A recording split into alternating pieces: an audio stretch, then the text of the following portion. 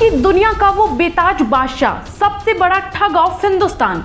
ये नाम सुनते ही आपके जहन में केवल एक नाम आया होगा, नीरव मोदी।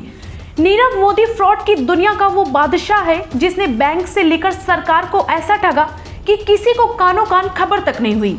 महंगी गाड़ियों से चलने वाला 20,000 करोड़ रुपए का सालाना कारोबार करने वाला करीब 149 करोड़ संपत्ति का मालिक नीरव मोदी अचानक देश छोड़कर फरार हो जाता है। ये खबर सबके लिए हैरान करने वाली थी कि अचानक ऐसा क्या हुआ कि अरबों का हीरा कारोबारी अचानक देश छोड़कर भाग गया।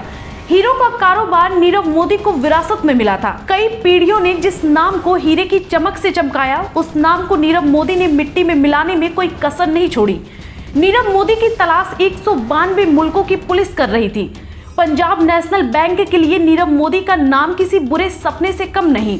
नीरव मोदी ने मेहुल चौकसी के साथ मिलकर पंजाब नेशनल बैंक को ऐसा ठगा कि ऐसी ठगी ना आज तक किसी ने देखी और ना ही सुनी। नीरव मोदी मेहुल चौकसी के साथ मिलकर पीएनबी को करीब 14,500 करोड़ रुपए का चूना लगाया और इसके बाद दोनों देश छोड़कर भाग गए। नीरव मोदी के इस कांड ने पूरे सिस्टम को हिलाकर रख दिया, लेकिन अब उसी नीरव मोदी को भारत लाने का रास्ता साफ होता दिख रहा है। उसे वापस लाने के लिए भारतीय एजेंसियों ने सरकारी और कानूनी स्तर पर अर्जी दायर की थी, जिसमें कहा गया था कि नीरव ने भारत के बैंकिंग सिस्टम के साथ फ्रॉड किया है, इसलिए उसे कानूनी प्रक्रिया के लिए भारतीय एजेंसियों के हवाले किया जाए। भारत से भागकर लंदन में ऐशो आराम की जिंदगी गुजार रहे नीरव मोदी ने अपने बचाव में कई तर्क दिए।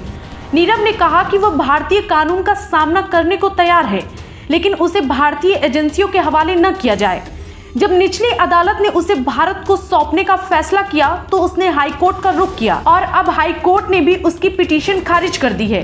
पीएनबी घोटाले में वांटेड हीरा कारोबारी नीरव मोदी को भारत आने में डर लग रहा। नीरव मोदी पहले भी इस बात को कह चुका है कि अगर उसे भारतीय पुलिस के हवाले किया गया तो वह जीवित नहीं रह पाएगा, या तो उसे मार दिया जाएगा या फिर वो खुद आत्महत्या कर लेगा। सबसे बड़ा ठग ऑफ हिंदुस्तान, जिसे बैंक से लेकर सरकार की आंखों में धूल झोंकते समय ये ख्याल नहीं आया। नीरव ने अपनी पिटीशन में कहा था कि भारत में जेलों की हालत बेहद खराब है और वहां उसकी जान को खतरा हो सकता है।